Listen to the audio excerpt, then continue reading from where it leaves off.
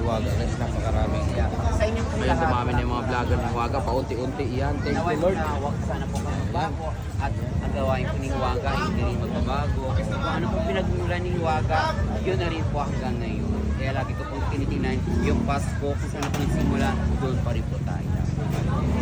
Hep, hep! Hep, hep!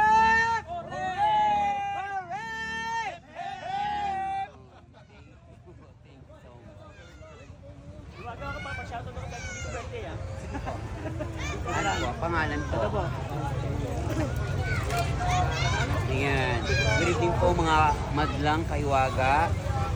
Please subscribe, like, follow, and share.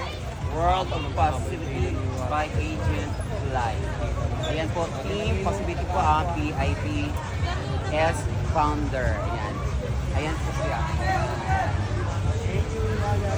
Ako na po. Ay, nandikita mo kayo.